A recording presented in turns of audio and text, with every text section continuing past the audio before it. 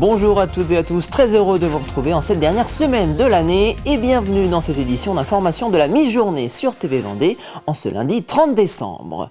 Et on commence cette semaine avec un mot de la 10e édition du Vendée Globe et l'annonce ce lundi du retrait de la course du vainqueur sortant Yannick Bestaven. Le skipper Rochelet avait informé vendredi dernier son équipe que l'IMOCA Maître Coq avait subi une importante avarie sur le système de barre du bateau et malgré de premières réparations effectuées par le skipper, il va finalement faire escale à Ushuaia, au sud de l'Argentine, où une partie de l'équipe technique viendra le retrouver et l'aider à réparer les dégâts. Je dois abandonner le Vendée Globe maintenant pour réparer. C'est comme ça. Tous ces efforts et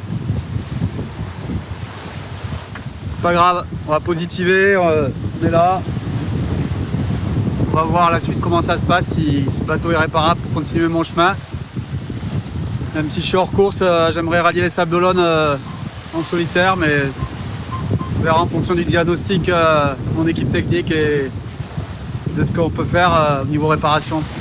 Le compte à rebours est lancé pour accueillir la nouvelle année. Alors à un peu plus de 24 heures du réveillon, nous vous emmenons dans les préparatifs de la dernière soirée de 2024.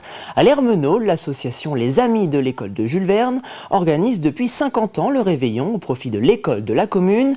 Une véritable tradition qui ramène de plus en plus de curieux. Reportage Mathis Pires. Dernier préparatif pour Pauline et son équipe. Ça va les filles? La répartition? Ouais, des cotillons? Ok, ça fonctionne. Avant d'accueillir les 200 invités du Nouvel An. On choisit un thème tous les ans, on change de couleur et il y a un dress code. Donc là, le dress code de cette année, c'est de venir avec un accessoire en or.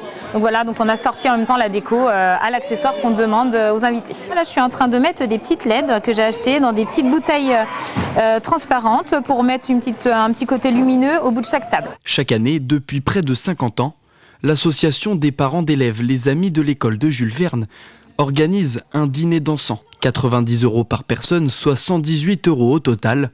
Les bénéfices sont ensuite reversés directement à l'école de la commune pour des projets pédagogiques. On est là pour récolter des fonds, pour soutenir l'école, mais aussi pour apporter un soutien humain à l'école, c'est-à-dire l'aide à l'organisation de la fête de Noël, à plein de choses. Parfois, les maîtresses nous appellent, on est en soutien aussi humain.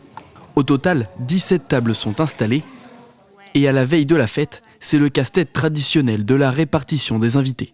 Là, par rapport à la table numéro 1, oui. J'ai juste changé là, le couple, tu sais. Oui, c'est un peu la loterie parce qu'on ne connaît pas forcément les gens, on ne sait pas les âges des gens. Et on y va à notre instinct. On passe quelques heures à répartir les personnes sur les tables et faire des plans de table que nous défaisons, on aime bien. Ouais. Victime de son succès, la soirée est complète depuis le 15 décembre dernier. Mais les 14 bénévoles de l'association comptent bien recommencer dès l'année prochaine. Et l'actualité en Vendée, c'est également la reconnaissance de l'état de catastrophe naturelle pour la commune de Mortagne-sur-Sèvre. Une reconnaissance au titre des phénomènes d'inondation et de coulées de boue qu'a connu la commune pour les périodes du 3 au 4 janvier et du 22 au 23 février 2024. Les personnes concernées disposent d'un délai de 30 jours ouvrés à compter du 21 décembre pour adresser leur assureur un état des dommages causés par les intempéries. Prenons désormais la route de l'EHPAD Léon Tapon à La Roche-sur-Yon où l'une des résidentes a soufflé sa 100e bougie. Entourée de toute sa famille, c'était le week-end dernier. Jeanne Herman est née le 28 décembre 1924 à Ergersheim, dans le Bas-Rhin, et ajoute ainsi son nom aux plus de 30 000 centenaires recensés en France au 1er janvier 2024. Ce qui nous a le plus marqué, c'était quand elle était jeune, elle était en Alsace. L'Alsace était annexée par l'Allemagne et donc à 18 ans, elle devait être enrôlée pour tirer sur les avions français, la DCA. Et donc ses parents n'ont pas voulu, ils l'ont envoyée à Paris chez son frère aîné. Et ces jeunes filles qui étaient enrôlées, on les appelait les malgré elles parce qu'on les forçait. Ça, c'est vraiment un événement qui est resté dans notre mémoire. Et à noter que la doyenne française est vendéenne et a fêté ses 114 ans au printemps dernier. Vous faites peut-être partie de ceux qui comptent bien éliminer les excès des fêtes de fin d'année au plus vite. Et pour certains, la remise en forme a commencé dès ce week-end entre Noël et le Nouvel An. Exemple à La Roche-sur-Yon où Alix Lano s'est allé faire un tour du côté de la piscine. La nouvelle année n'a pas encore démarré et pourtant pour certains les bonnes résolutions sont déjà prises. Il faut dire que beaucoup ont bien profité de la période des fêtes, alors cette séance de détox est la bienvenue. Pour éliminer pour perdre ce que j'ai mangé pendant les fêtes. Pour le détox, hein, pour les excès de la fête.